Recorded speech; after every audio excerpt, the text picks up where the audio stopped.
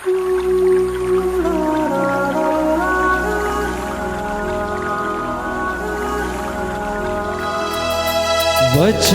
तेरा है प्रभु, जीवन की ज्योति है। वचन तेरा है गुरु, अनंत जीवन है। दिव्य वचन तेरा भक्ति से सुन लूंगा, मधुर वचन तेरा दिल से मैं मानूंगा।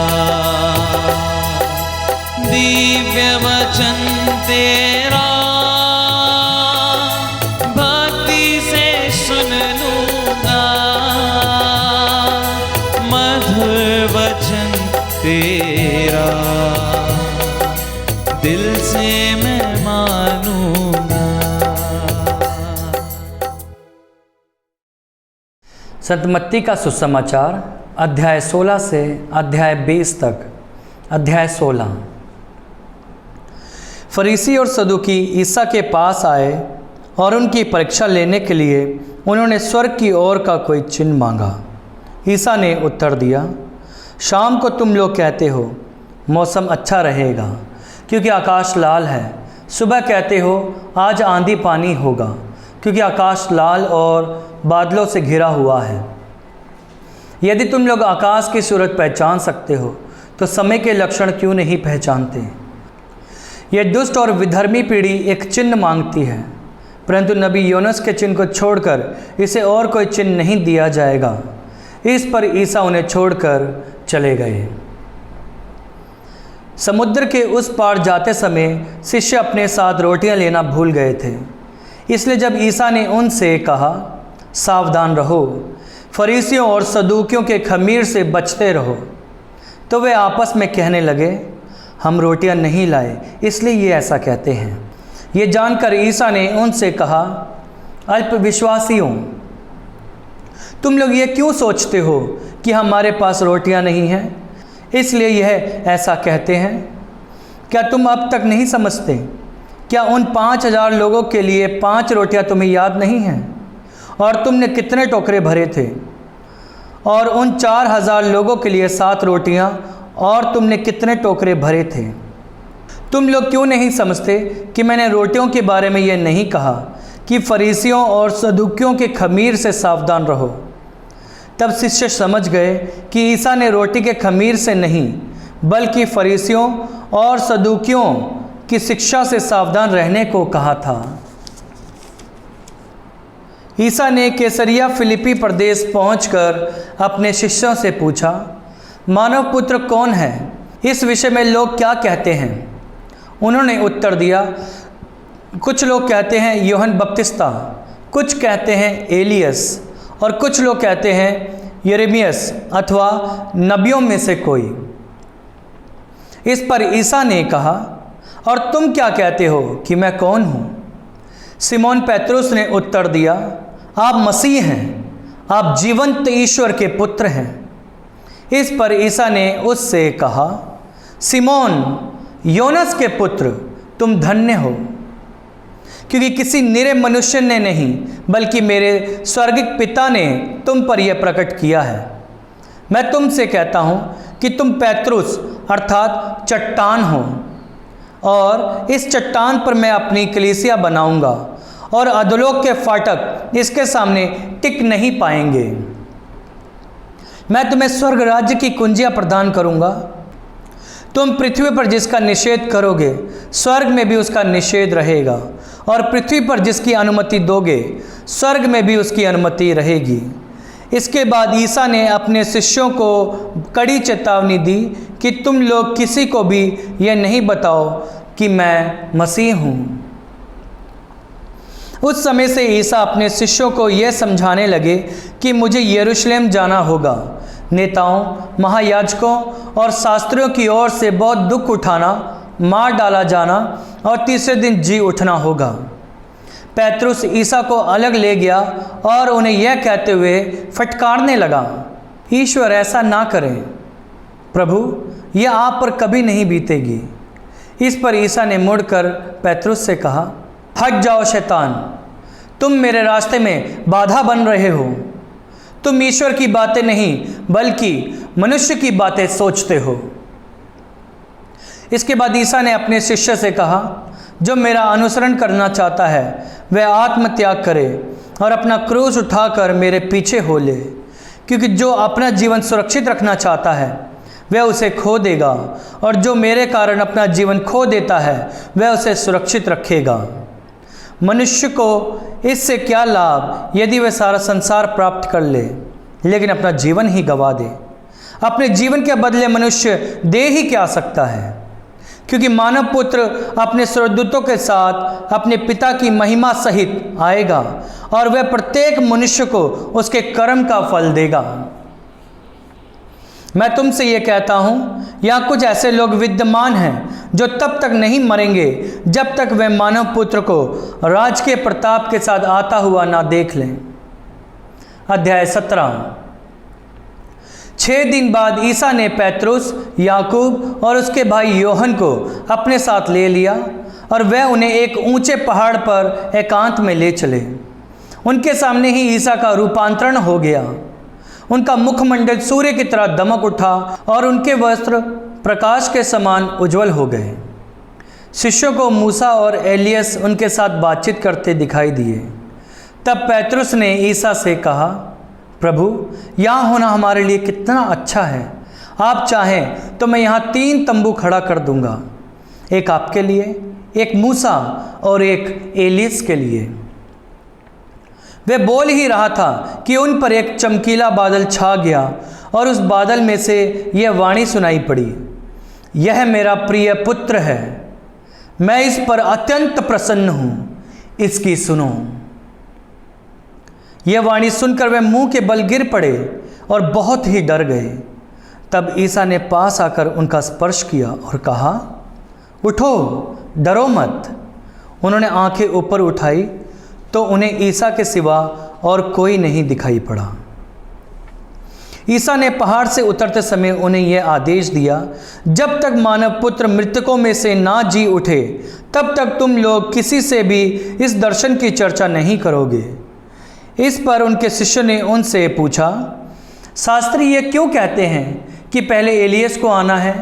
ईसा ने उत्तर दिया, एलियस अवश्य सब कुछ ठीक करने आएगा, परंतु मैं तुम लोगों से कहता हूँ, एलियस आ चुका है। उन्होंने उसे नहीं पहचाना और उसके साथ मनमाना व्यवहार किया। उसी तरह मानव पुत्र भी उनके हाथों दुख उठाएगा।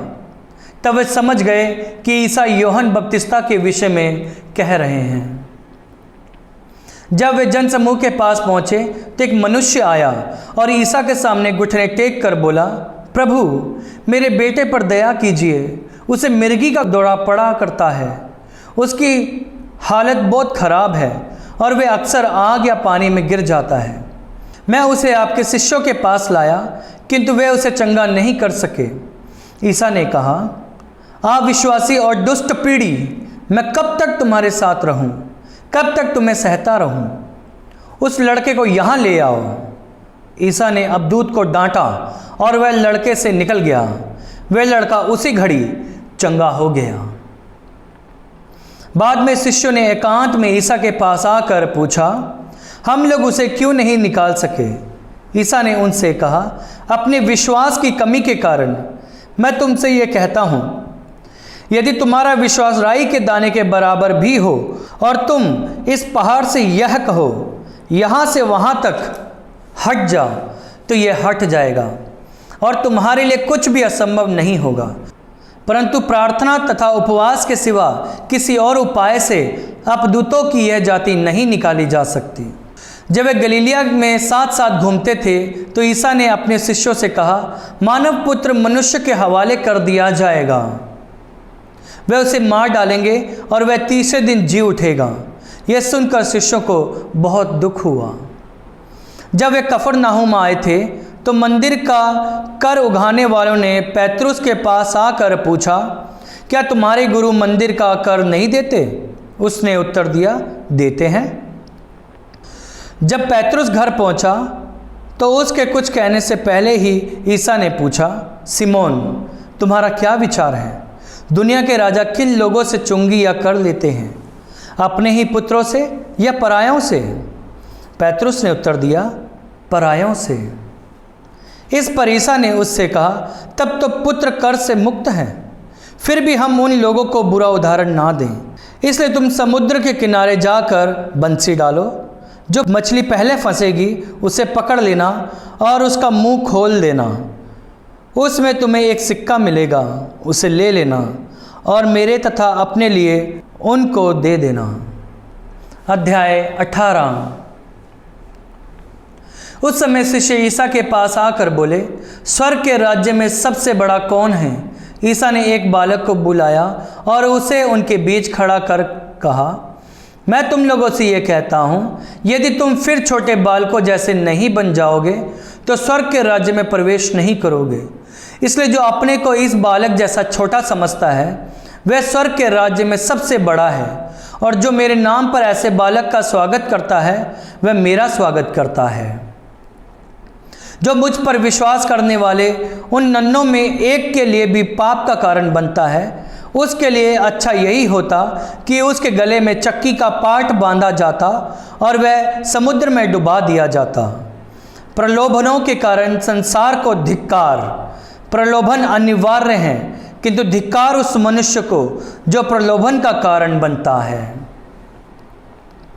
यदि तुम्हारा हाथ अथवा तुम्हारा पैर तुम्हारे लिए पाप का कारण बनता है तो उसे काट कर फेंक दो। अच्छा यही है कि तुम लूले अथवा लंगड़े होकर ही जीवन में प्रवेश करो, किंतु दोनों हाथों अथवा दोनों पैरों के रहते ना बुझने वाली आग में ना डाले जाओ। और यदि तुम्हारी आंख तुम्हारे लिए पाप का कारण बनती है तो उसे निकाल कर फेंक दो। अच्छा यही है कि तुम काने होकर ही जीवन में प्रवेश करो, किंतु दोनों आंखें के रहते आग के नरक में न डाले जाओ। सावधान रहो, उन नन्हों में एक को भी तुच्छ ना समझो। मैं तुमसे कहता हूँ, उनके दूत स्वर्ग में निरंतर मेरे स्वर्गीय पिता के दर्शन करते हैं। जो खो गया था उसी को बचाने के लिए मानव पुत्र आया है। तुम्हारा क्या विचार है? यदि किसी के 100 भेड़ें हों और उनमें एक भी भटक जाए तो क्या वह उन 99 भेड़ों को पहाड़ी पर छोड़कर उस भटकी हुई को खोजने नहीं जाएगा? और यदि वह उसे पाए तो मैं विश्वास दिलाता हूँ कि उसे उन 99 की अपेक्षा जो भटकी नहीं थी उस भेड़ के कारण अधिक आनंद होगा। इसी तरह मेरा स्वर्गिक पिता नहीं चाहता कि उन नन्हों में से एक भी खो जाए।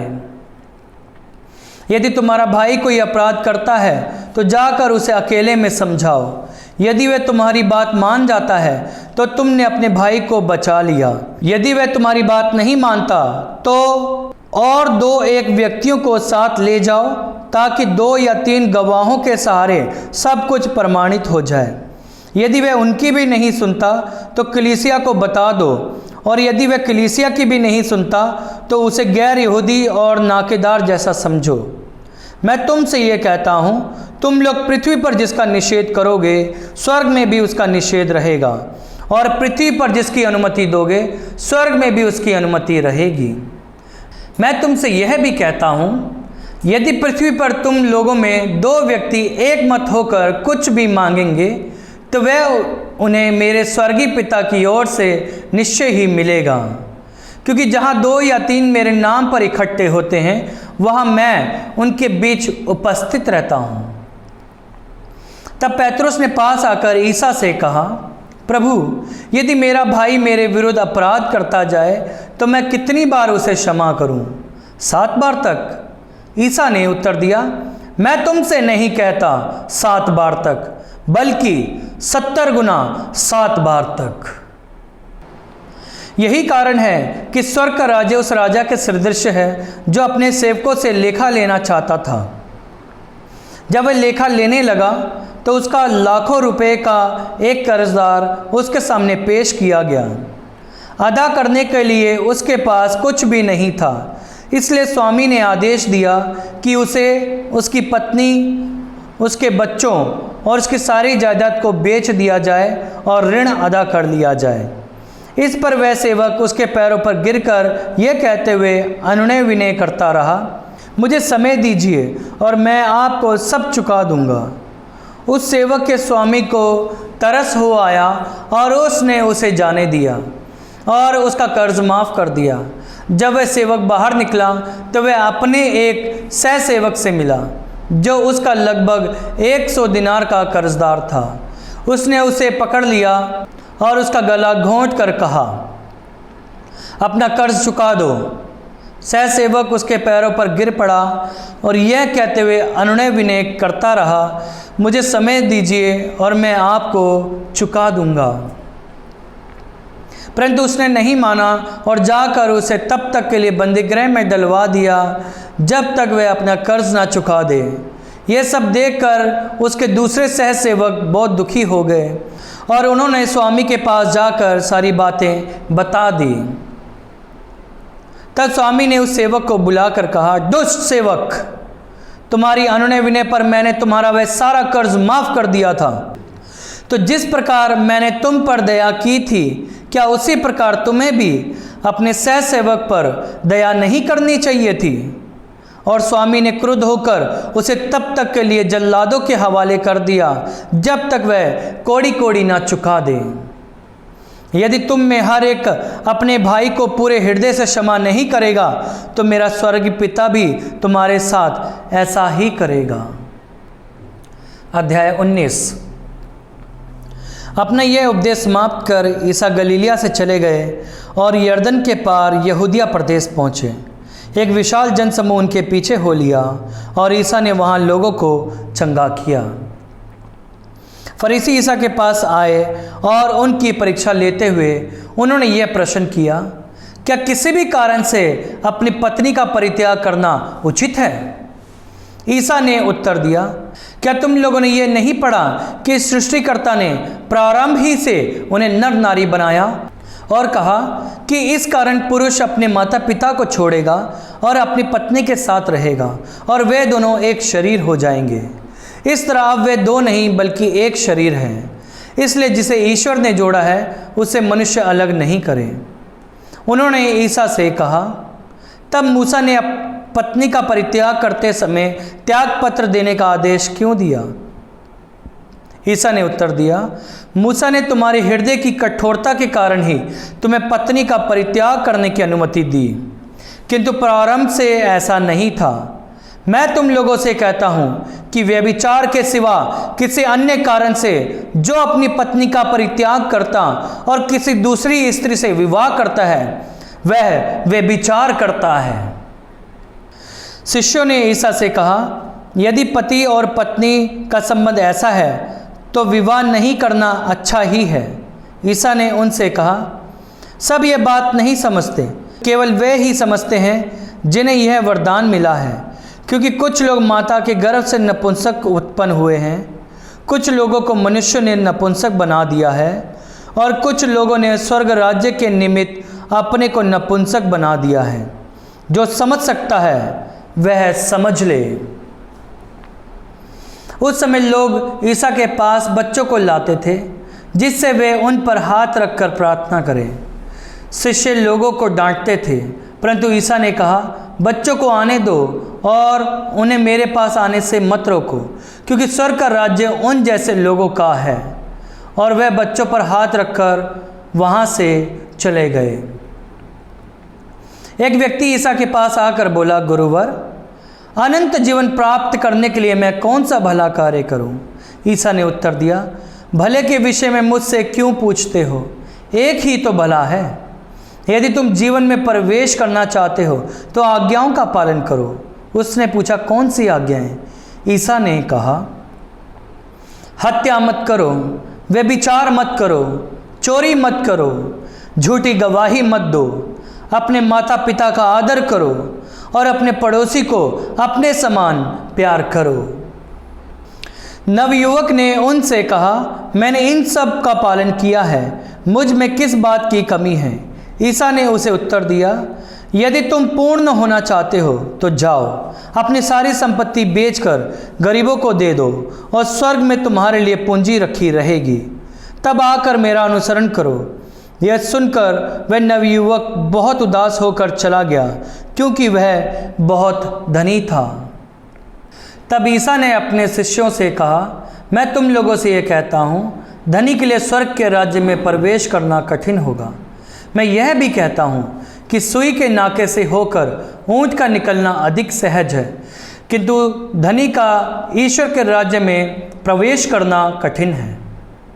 यह सुनकर शिष्य बहुत अधिक विस्मित हो गए और बोले, तो फिर कौन बच सकता है? उन्हें स्थिर दृष्टि से देखते हुए ईसा ने कहा, मनुष्य के लिए तो यह संभव है, ईश्वर के लिए सब कुछ संभव है। तब पैतरुस ने ईसा से कहा, देखिए, हम लोग अपना सब कुछ छोड़कर आपके अनुयायी बन गए हैं, तो हमें क्या मिलेगा? ईसा ने अपने शिष्यों से कहा, मैं तुम अपने अनुयायियों से यह कहता हूँ, मानव पुत्र जब पुनरुत्थान में अपने महिमा में सिंहासन पर विराजमान होगा, तब तुम लोग भी 12 सिंहासनों पर बैठकर इज़राइल के 12 वंशों का न्याय करोगे। और जिसने मेरे लिए घर, भाई बहनों, माता पिता, पत्नी, बाल बच्चों अथवा खेतों को छोड़ दिया है, वह 100 गुना पाएगा और अनंत जीवन का अधिकारी होगा। बहुत से लोग जो अगले हैं पिछले हो जाएंगे, और जो पिछले हैं अगले हो जाएंगे। अध्याय 20। स्वर्ग का राज्य उस भूमिधर के सदृश है जो अपनी दागबारी में मजदूरों को लगाने के लिए बहुत सवेरे घर से निकला। उसने मजदूरों के साथ 1 दिनार का रोजाना तय किया और उन्हें अपनी दागबारी भेजा। लगभग पहले पहर वे बाहर निकला और उसने दूसरों को चौक में बेकार खड़ा देखकर कहा, तुम लोग भी मेरी दागबारी जाओ, मैं तुम्हें उचित मजदूरी दे दूंगा। और वे वहां गए।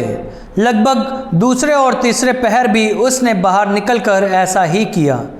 वह 1 घंटा दिन रहे, फिर बाहर निकला और वहां दूसरों को खड़ा देखकर उनसे बोला, तुम लोग यहाँ दिन भर क्यों बेकार खड़े हो? उन्होंने उत्तर दिया, इसलिए कि किसी ने हमें मजदूरी में नहीं लगाया। उसने उनसे कहा, तुम लोग भी मेरी दागबारी जाओ।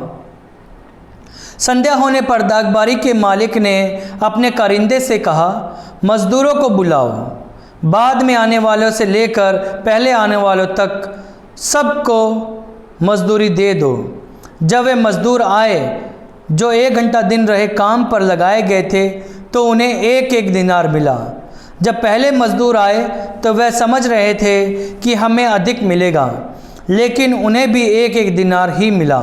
उसे पाकर वे यह कहते हुए भूमिधर के विरुद्ध बुनबुनाते थे, इन पिछले मजदूरों ने केवल घंटे भर काम किया, तब भी आपने इन्हें हमारे बराबर बना दिया, जो दिन भर कठोर परिश्रम करते और धूप सहते रहे।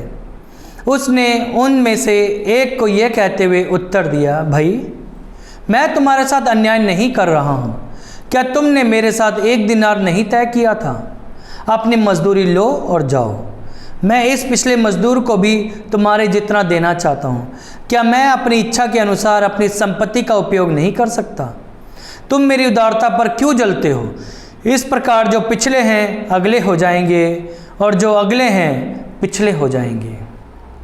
ईसा यरूशलेम के मार्ग पर आगे बढ़ रहे थे।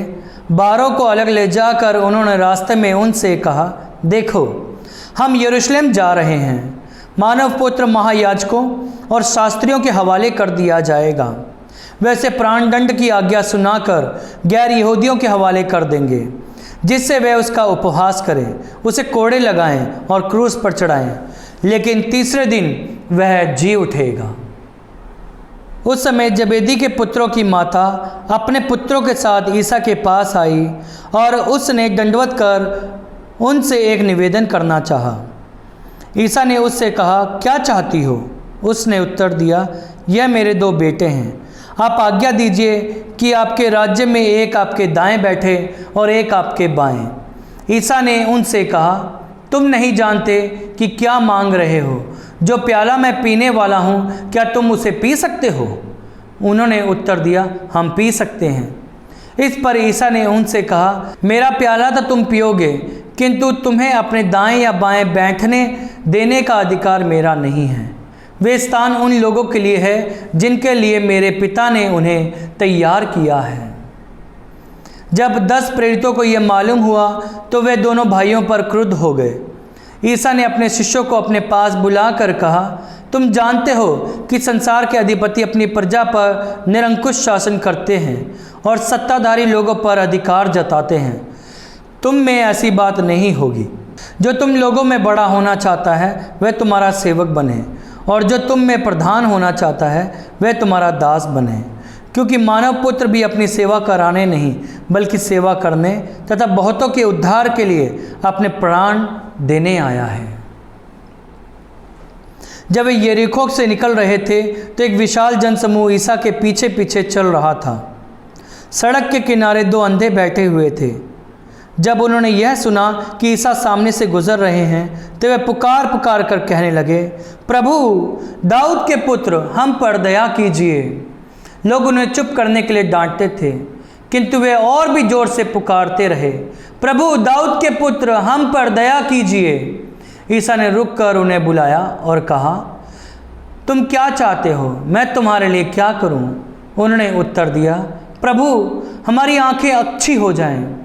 ईसा को तरस हो आया और उन्होंने उनकी आंखों का स्पर्श किया। उसी क्षण उनकी दृष्टि लौट आई और वे ईसा के पीछे हो लिए। यह प्रभु का सुसमाचार है। हे क्रिस्त तेरी स्तुति हो। संत मत्ती के अनुसार पवित्र सुसमाचार अध्याय 8 वचन 8। प्रभु मैं इस योग्य नहीं हूँ, प्रभु मैं इस योग्य नहीं हूँ कि आप मेरे यहाँ आए, कि आप मेरे यहाँ आए।